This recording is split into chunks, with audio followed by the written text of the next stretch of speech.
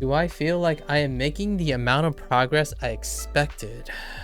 Well, I don't know what I was expecting. That's probably the first question that I could answer. I don't usually do things with expectation. I know how that sounds, but I don't usually do things with expectations. However, my expectations are that I'm going to meet new people. I'll tell you what my expectations are with how I'm feeling, right? I'm gonna meet new people. I get to talk about learning. I get a chance to talk about learning.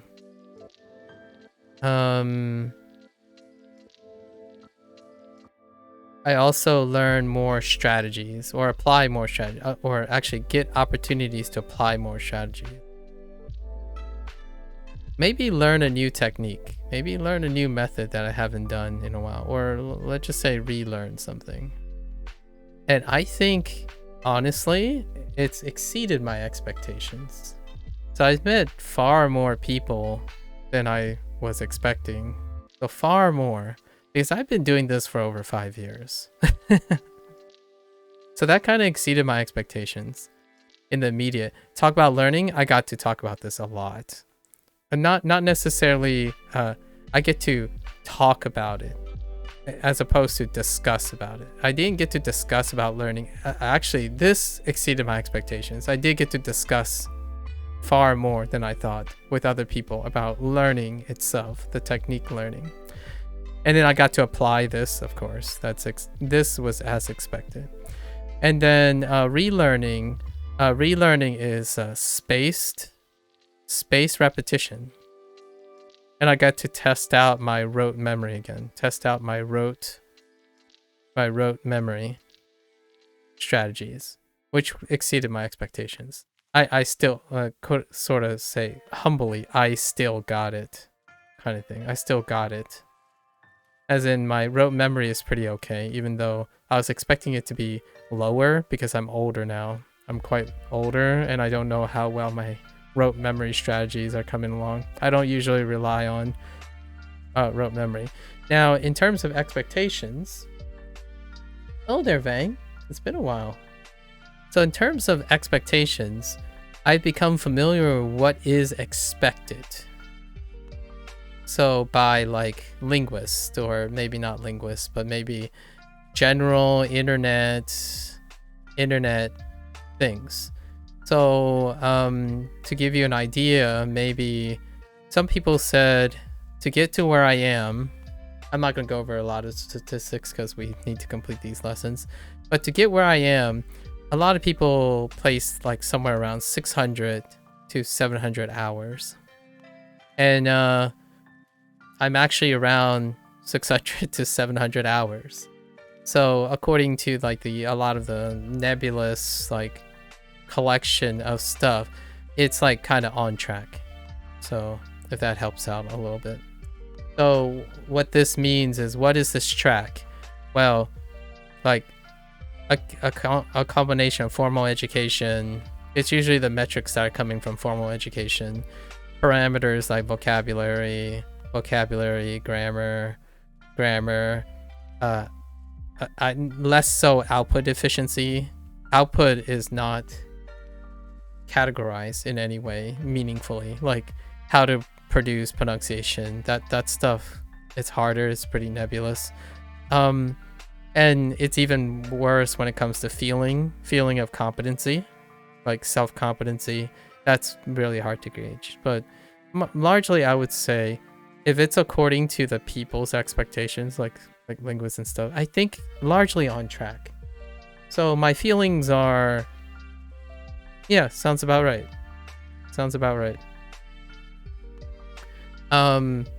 Overall though, while I'm staying on track, right, of most people's, so I'm average, basically. I'm very average. What I see is that I am happy because I exceeded expectations. As in, I didn't have to sacrifice my intent to meet whatever standardized things that people want. So I was able to at least still meet the average, I would say, vocabulary, grammar, output, etc., while focusing entirely on something else that's not involved in how people measure language, right? My ultimate goal was to learn a skill, learn quote unquote skill, and be able to demonstrate, at least in my opinion, try to demonstrate, have an opportunity to demonstrate the life skill of learning. And on top of learning is problem solving and critical thinking. Those are my life skills. So I've been playing video games for quite some time now to demonstrate how problem solving, critical thinking feeds into any form of learning.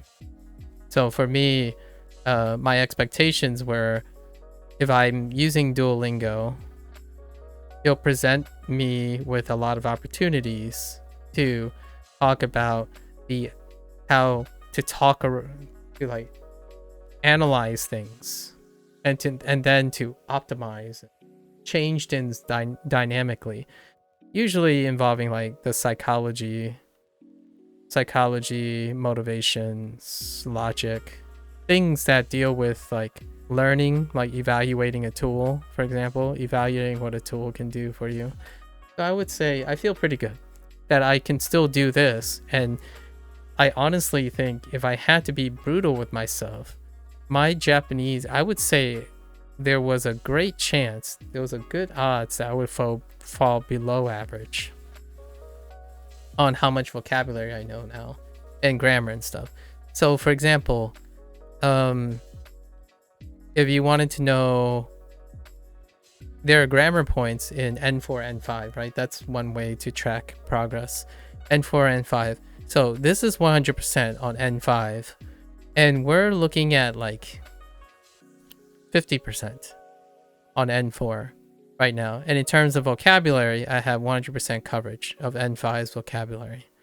And N4, I haven't started looking at the N4 vocabulary list yet, but if I had to guess, it's like 40%.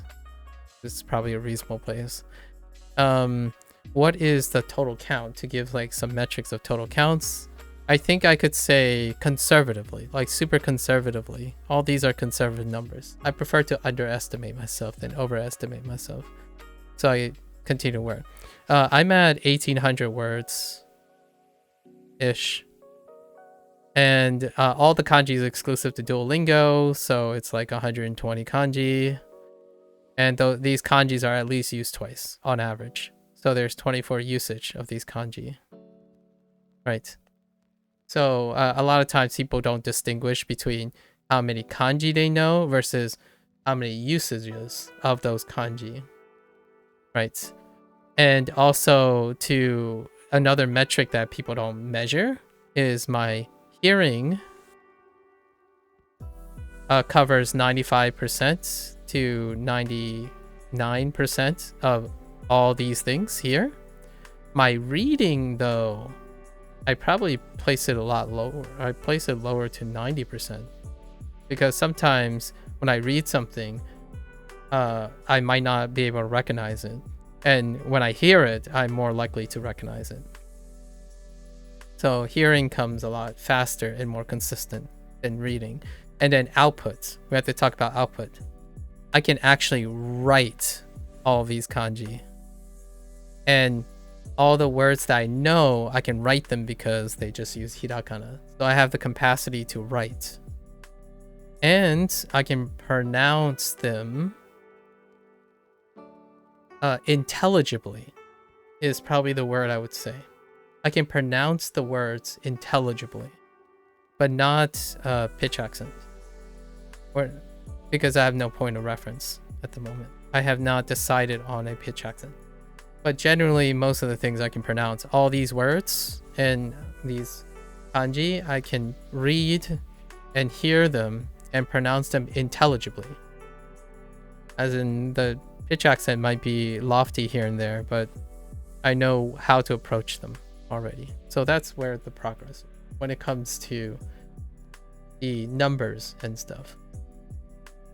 Most of the time, though, my expectations, I tend to do the best I can regardless of the expectations. Actually, I mostly engage in most things without expectations. This is a difference, just to make sure we're clarified. Expectations, while I don't have expectations, while I don't operate on expectations, it's not the same as having my predilections. So there are predilections, as in my life experience will cause me to think of certain things, and my feelings towards them are typically pretty muted. Like, for example, if I screw up on something multiple times, I will have like a feeling where like, oh yeah, I shouldn't be screwing this up for the 20th time. But then they're immediately muted, as in, no, that's okay. That's to be expected. I'm human, right? Right. So I'll make conscious effort and think about it and then change it if I need to. That kind of thing.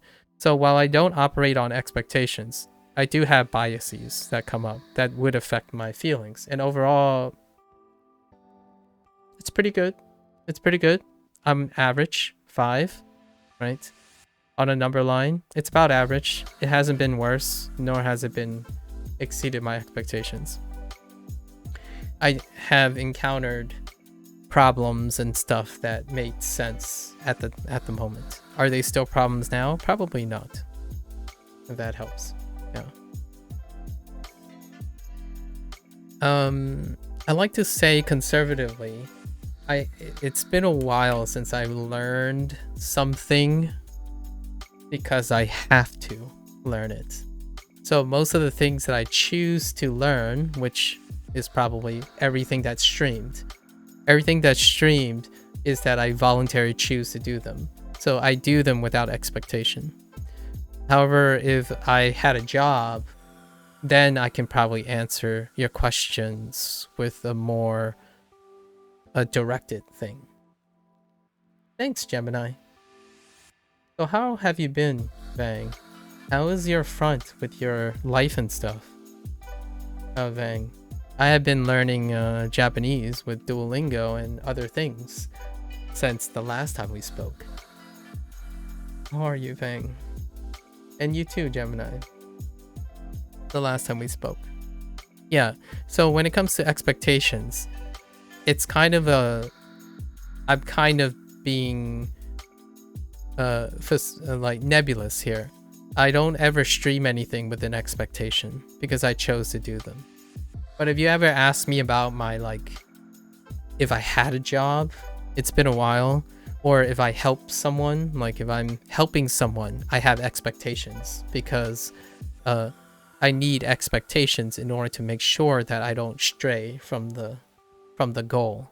However, when I'm streaming, everything I do strays from everywhere because I don't have a goal in mind. It seems like it's unfocused, largely because it is. It is largely unfocused. Regarding Japanese, you're gradually understanding onyomi and kunyomi. I see. I feel like someone said that a bunch of times, and it's not just you. That's interesting. I haven't really looked into it. Maybe I'll come across it when I do. Right? Hanami.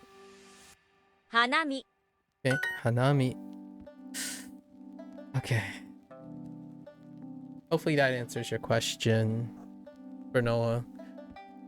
It's not quite answering your question, but I tried my best for the objective side of things. But yeah. streaming, you're probably never going to expect me to say something like, oh, that's bad, oh, that's good, or oh, this is bad, as in the sense of I knew what to expect.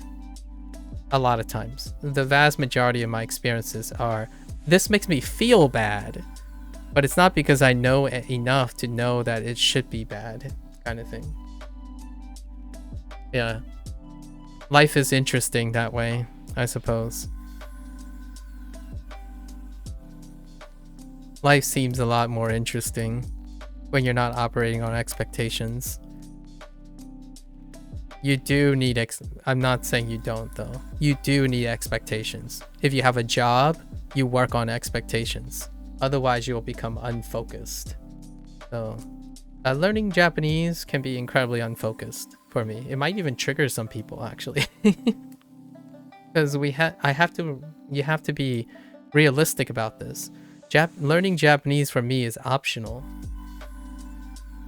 It's optional. So, I talked about this before. I believe, in my opinion, that anyone, I hope, have the privilege. When you do something optional, it's a privilege, as in you have enough time, you're happy to spend some time doing something voluntarily. So when you're engaged in something voluntarily, the more it depends, the more conditionals you place on the thing you voluntarily choose, the more restrictive it's going to be, and the more it will feel like work or obligation. So if you ever love something, like creating YouTube videos or creating content or enjoying a video game, the more what if buts and stuff, that stops becoming a point of passion. It becomes a point of obligation.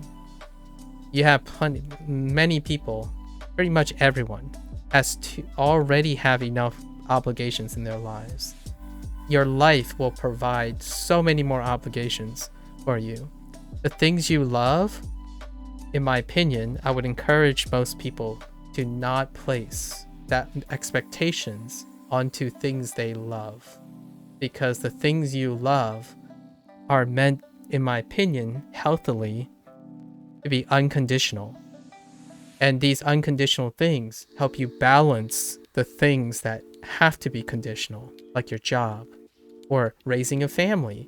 There are things that are unconditional about raising a family versus things that are conditional. You must make money to pay for food and shelter for your kids and your loved one, right? Your significant other. However, your love for them is unconditional. Placing more and more conditions onto your love for something, even someone, adds to the obligation. As in, oh, I must support my child. No, you want to support your child. You want to love your significant other. So all of that stuff comes with no expectations, right? Because the sky is the limit. You are voluntarily choosing to enter this contract, for example, with Japanese learning or whatever your next thing is, your favorite car, your PC and stuff. So that's kind of how I see Japanese learning. Every day I get to enjoy learning Japanese. So expectations can make it feel awful. Like you could feel like you're stagnating. You no longer enjoy Japanese. That kind of thing. Those are the things that are elements of expectation. Right? You become hyper-focused on practicing certain things. You get caught up with pitch accent and it ruins your enjoyment of Japanese. That kind of thing.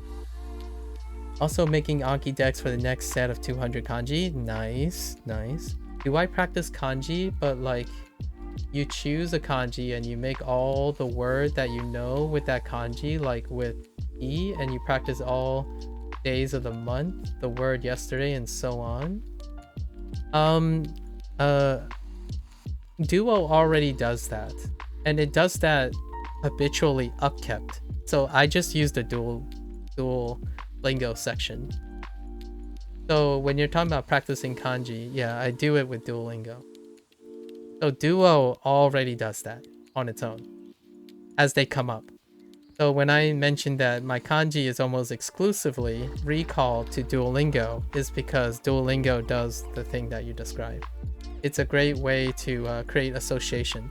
Originally, and it wasn't Duolingo always did this. It was actually an update. It was an update to the kanji section. And it was around... I was already 30 days in, I think. I was already 30 days in before they started doing that. So I do Duolingo exercises. Like the last 15 minutes that you saw me do, it was clustering all the he's. It was clustering all the imas. Yeah. Yeah, Duolingo was only used for kanji writing at first, yeah. So now I write my kanji outside of Duolingo from time to time. Once every 2 weeks, actually. Once every 2 weeks. Once every 2 weeks. I might increase it as kanji increases. But I write on my own. Be it air writing or something. Hello there, Cradle. Welcome, welcome. Welcome, welcome. So once every 2 weeks. If the volume of kanji goes up, I will probably write all of them, or at least most of them, every maybe once a week, maybe once a week again. So in terms of writing, I air write most of the time. So I use my hand motions. I don't have to like literally write something. I'm always imagining it in my head as I'm doing it. I don't necessarily have to literally write things, but mechanically at least once every 2 weeks to get my hand used to the motion, because it can get really rusty. Like your hand can get unsteady and, you know, not used to things. So and occasionally you get writing practice from the Duolingo's kanji section. And the reason why I say I only learn kanji exclusive to Duolingo is because all the other kanji that other people use, there's a lot of extra kanji going around in my head. Once they come up in Duolingo, it's solidified. It's like get spaced repetition. So I keep the stories in my head, like the nebulous shape. Like there's a kanji that kind of looks like this, right? Like this would be the nebulous shape I'm looking for. Right? And the reason why I'm drawing it like this is because I'm looking at shapes. As in, like, when you're drawing this, like, if I looked at Lily right here, and then I switch to a different screen, and Lily disappears, how would I draw Lily? I would think, like, okay, her head shape was like this, right? Then her face was like this, right? You would start to mask her silhouette. So that's kind of how kanji works right now. So the kanji that I'm confident that I know is in Duolingo. That's 100% retention. Now, everything else, like when people say genki desu, and then they use the kanji, I'm starting to form associations. However, that's memory associations. It's not output. That's different from output. When you're purely outputting, you require the entire thing in fidelity. So that is what I mean by dual 100%. All the kanji that I can output is in Duolingo. The rest of it is more like I can talk about it. Like, oh yeah, it's kind of like this. And the reason why I say genki desu is because it's related to my memory of Genki. So Genki, so that's kind of how I would go about when it comes to kanji. And then when it comes up, then it just irons in. It's the same thing with grammar. So a lot of people ask me about grammar. How am I doing grammar? As I continue to collect new patterns. Oh, this is how this works, right? For example, let's say day shows up. And then they highlight day. So what's before it? Well, it's a noun. Okay. What's the predicate? Well, it's something. Maybe it's a plain form of something. Okay, check. I log that in. That's log number 1, right? Then next time day comes up again, what is before it? Oh, it's an object again. But now if you go over here, the predicate's like, but this is like an act that is modified by the noun. That gets logged in to pattern number 2. And as I'm accruing new patterns, I'm going to grammar sources. And what the grammar sources do is they add the rules to all my patterns. They don't replace them. As in, I'm not learning this grammar rule to forget these patterns. I'm adding the grammar rules to explain these patterns. So what happens now is, if I remember the grammar, that's great. If I remember the pattern, it's also great. Remembering one pattern means I'll remember the second pattern, or the third pattern, or the fourth pattern. And any of these patterns will remind me of the grammar rule. So I'm not here, over time, I get to the point where I'm building up, my logs are really big. So I'm practicing tons of logs, and I'm bootstrapping through them, as opposed to streamlining. Over time, maybe if I find that I'm having trouble remembering something, like for example, outputting something reliably, I would streamline this log. But for the time being, I'm adding more and more logs. And that's what Duolingo is teaching me. Basically, Duolingo is teaching me rote memory. How good is my rote memory? Where you keep adding more and more rules until I can't juggle them anymore. So far, that part exceeds my expectations. I really thought I would struggle with rote memory, because I'm getting old. I'm like getting pretty old. And after a while, you just try not to remember. If you can remember, you know, you have 10 separate things, but if you can group them into 3, 3, and 4 because of grammar, that increases your efficiency, because that's 3 things. Now you have to remember 3 things instead of 10. So far, not so much. I don't really need to do that. So grammar has been an extra thing added on top, which is kind of nice. I think that exceeded my expectations so far. Yeah. It's so nice discovering new things constantly. I'm always asking, but technically, or can you guys tell me something more about this? That's when I know that I'm telling myself I'm not capped yet. I'm not like going too far. I'm not being oversaturated by information yet. So I don't streamline until I do. Until I get that feeling. 今週 Yeah. That exceeds my expectations. So I have much more room for kanji. Much more. In fact, I actually think kanji is probably the least involved thing itself. Like, remembering the kanji and associating it with a static meaning is probably this is the meditative part. All the rote memory stuff is very meditative. Like flashcards, if I were using kanji, Anki, going through flashcards, that is the mechanical part. That's the one that I do without investing too much effort. It's the lowest form of effort. To me personally, I use the least amount of effort using rote memory. What requires a lot of effort is streaming, talking about the stories, connecting the grammar to English, juxtaposing Japanese and English all the time, and then talking about the psychology behind what is motivating me to remember this, and then forming stories around these things without a context, because these are contextless. For the most part, these are contextless. So formless sentence structure.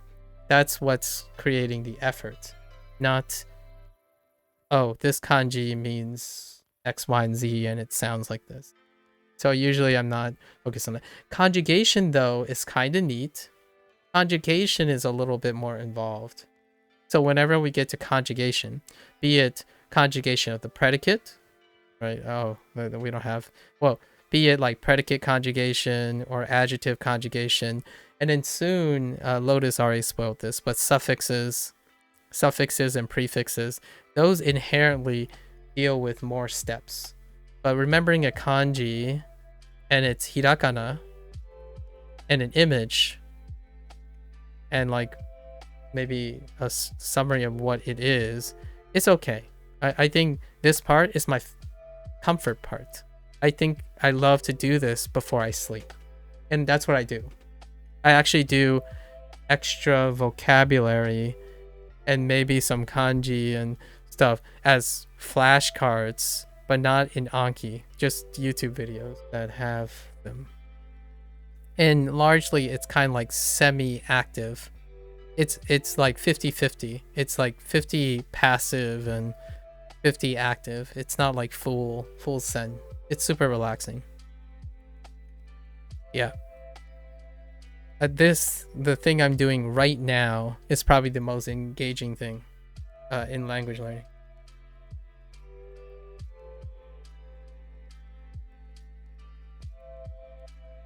I invest way more effort into working on my articulation and explaining of how my memory and practices work. Because that part, in my opinion, is far more important than the semantics of a Japanese language. Like the semantics, you'll acquire that, in my opinion. If the foundations of your learning and how you motivate and take advantage of your skills so far in problem solving, critical thinking, if you can solve a problem, if you can critically think and evaluate, the skill itself is irrelevant. In my opinion, it's a very hot take, but if you can solve problems, learning can be your problem and you can solve it. So being able to do that, in my opinion, is the core essence of the thing I'm trying to demonstrate. And I'm investing almost all my efforts into trying to explain that, or maybe like show examples of how I would go around like solving my boredom. And not that I typically show boredom. Solve like my schedule problems or my voice giving out. Because right now my voice is pretty much giving out. So I'm probably not going to say output too much. And things like that. I think that's something everyone can relate with. So, or a lot of people can relate with. Solve my voice giving out. Resting, as in ending the stream early and then going rest, right? I've talked about that before where I would stop, say, guys, my voice is giving out. So I'll complete this lesson and I'll go rest. Because if I continue to push, it will only set me back in terms of my health. So nothing, in my opinion, there are very few things in the world, maybe a significant loved one, that's worth sacrificing your own health for. Okay? That is non-obligatory. If you are choosing to do something, that thing you choose, it is never, in my opinion, almost never worth sacrificing your own health. The only exception, in my opinion, one of the few exceptions, is a loved one, right? Your child, your significant other, your family member, your friend. Those are the things that are worth your health. But if you're learning language and you're getting more depressed, you're getting more insecure, and you're choosing to do this, love yourself first. Because if you can't do that, the skill is going to fall by the wayside. It's going to eat you. It's going to start, eating at your health.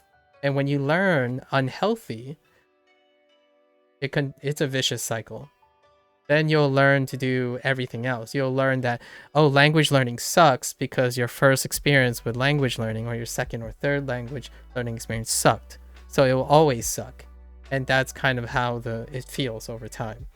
So definitely, in my opinion, that's kind of the thing I'm talking about.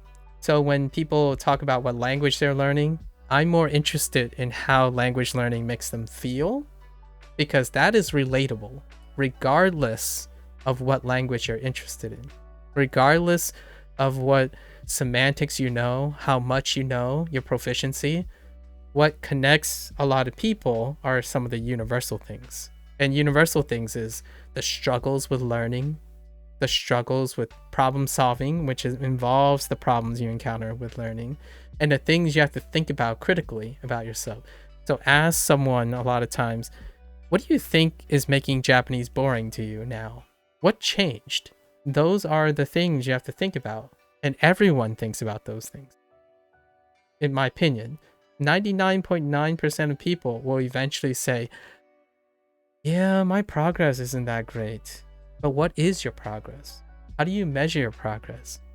So when someone asks me, how do I feel about my progress? I can explain it in the most cogent way I'm able to, because that is how I stay happy and in line with what I'm doing. And I hope that other people are able to do that in their own way. And that's kind of the whole goal here. It doesn't have to be Japanese, but I actually really like it. Learning Japanese is a bonus, in my opinion. And it's not because Japanese is not worth learning. It's because I think people are worth more than the semantic knowledge I gain from learning Japanese. As in, if I don't learn any Japanese, but I'm able to connect with more people, that is worth way more. There's the biggest currency, in my opinion, on this planet. The biggest currency is people. That includes yourself. So do not discount yourself. And I think a lot of times when people think about things are too hard or too easy, they're either discounting themselves in more than one way. If you think it's too easy, then you're overestimating yourself. You're likely to. If you think things are too hard, then you're underestimating yourself. So oftentimes when you voluntarily do something, I often think, do your best. But know that if your best is not providing something for you, you want to reevaluate what you're voluntarily doing. Because your time that you have the privilege to use is priceless. It can be anything. It's different from having to earn a living. Earn a living is obligatory. You should encouragingly be focused on how to optimize that. That is something you have to do. So optimization is very rational. It's very objective. When you try to objectify things that are supposed to give you good feelings, objectifying them takes the feelings away. You can no longer be surprised. You can no longer be disappointed. Or like, not really, like, you can no longer be like, exceed the bounds of your expectations. Or even sometimes it deflates the disappointments. So a lot of people would argue like, oh, if your expectations are too high, you're more likely to get disappointed. If your expectations are too low, you're more likely to get pleasantly surprised. Like, that works for some people. For myself, not so much. I go where the wind blows, and I value the most precious thing, in my opinion, which is the value of myself and every other human being. And that's probably the take-home message, right? I don't want to make people feel second fiddle.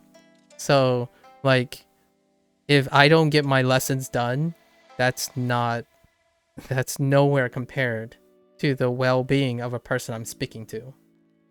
I'm just saying, like, if you want some perspective, if you prioritize your hobby over someone else, ask yourself, how many times did you prioritize your own hobby over your own health? Because it's not that far away. If you can easily overlook someone else for your hobby, you are more than capable of overlooking yourself for the hobby. What does that look like?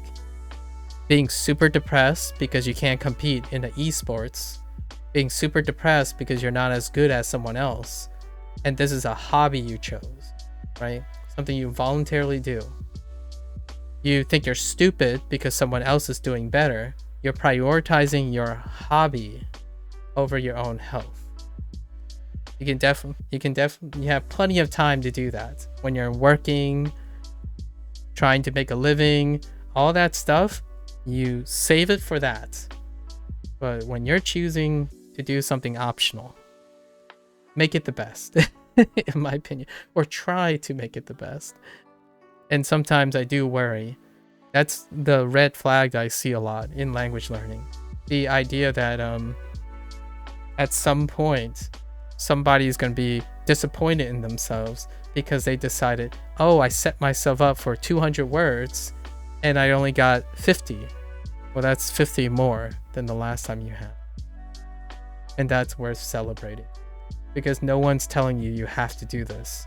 You're doing it yourself. That is very hard, actually. Sometimes people might think, oh yeah, but doing something you want to do is less hard. Like, well, yes and no. Because you're comparing something that you're bad at to something you're good at.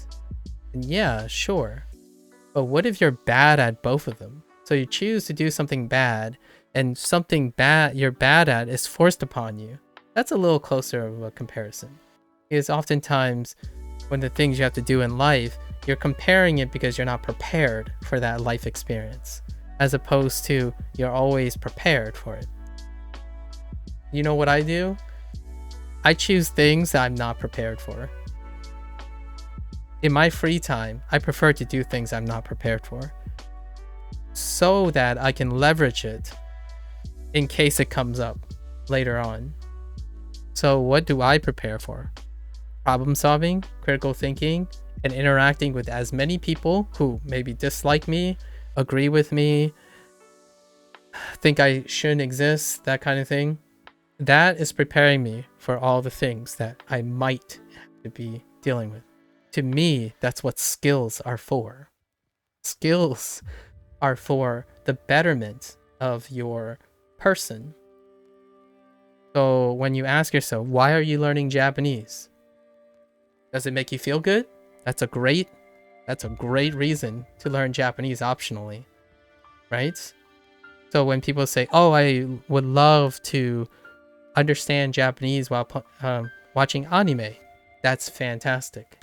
If you're telling me you're learning Japanese so that people think you're an expert, or, for credibility, then that's a different story.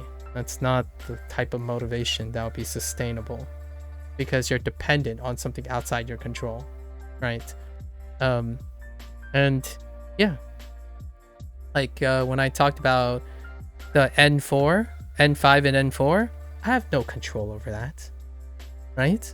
So I place less focus on this stuff, these metrics, because I don't have control over these.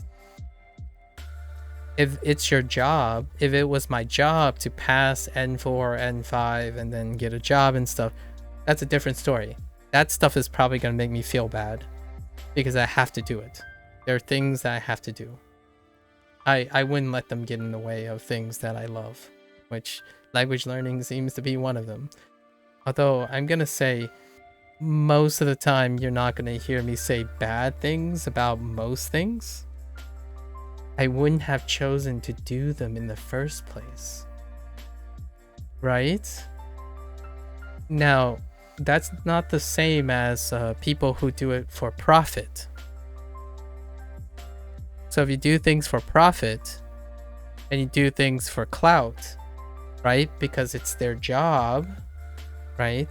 Other content creators, it's their job, then they will have to do things that they don't like. They will have to provide critical, like negative experience and op-eds. So that's the expectations. But until I am forced to do something or have to do something, usually you guys are probably not going to see me upset.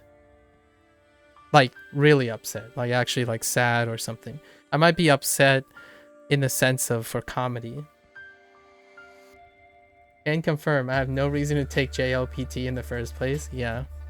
You can take it for fun. Like what I mean is, I'm not saying to ignore those things, but it's to connect with people. Yeah, studying more Nihongo just feels better. And when someone tells me that, I know they're in the right place, in my opinion. Like professionally, I don't know, I can't even say professionally, but as a teacher who sees green flags, when someone says the things that are coming out of their mouth is things like, oh, okay, oh, well, I got this wrong first, but now I know what the correct answer is. All right, now I'm going to just go back and then review and do more things instead of, oh man, see, like if I didn't have this point off, I would have gotten an A, and I would have gotten an A, and then, you know, I would have gotten a degree, and I would have gotten a 4.0, and then in 3 years I could have been. Those are the scariest thought spirals that I would discourage people from getting. That type of thought spiral is insane, and it carries you to adulthood. It'll keep on growing. The thing about like, oh, if I didn't make this mistake on this test, then these 5 points would then have a butterfly effect on my visa in another 3 years, which then it would delay my eventual visit to Japan, which then I can start a new life in Japan, and that stuff. That is expectations. That is the scariness of expectations. And that's expectations unhinged. As in, when you choose a hobby, something that you are doing for love or passion, the thing about passion is when you start putting expectations on it, it is unhinged as all heck, all get out. Now, when you're thinking about jobs provide conditions, and those conditions ground you so it doesn't spiral out of control. The things you love, you're going to expect way more. It has to be perfect. It has to be ideal. Everything has to work out. The moment a kink is placed on it, the tower falls apart, right? Like for example, love.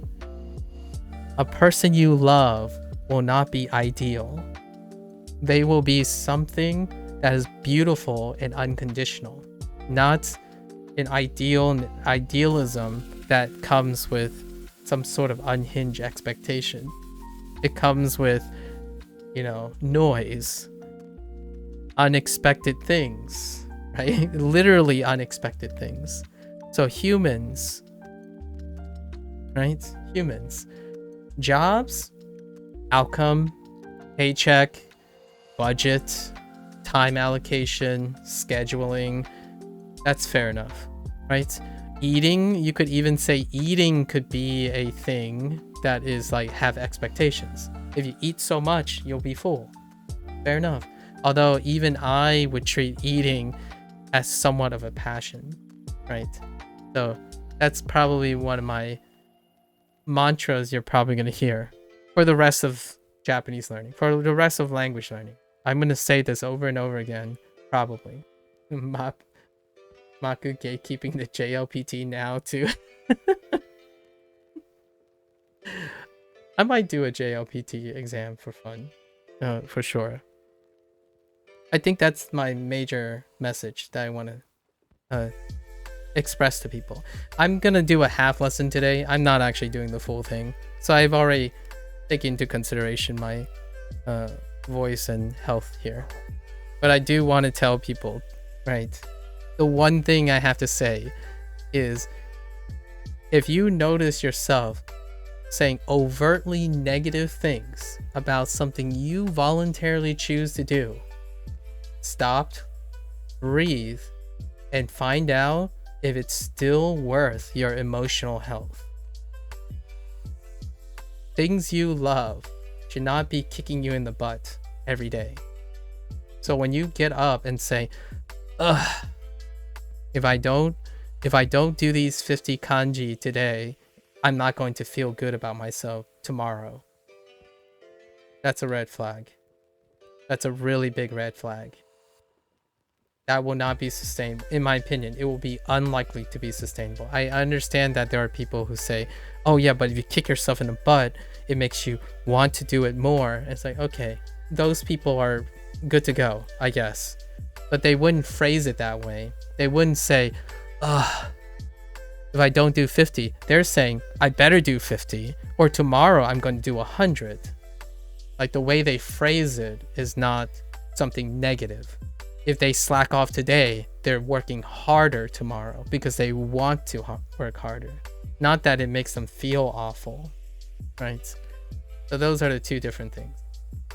So do not feel awful when you're doing something. It makes you think, right? Now here's a deep cut, slight deep cut. Now here's the deep cut.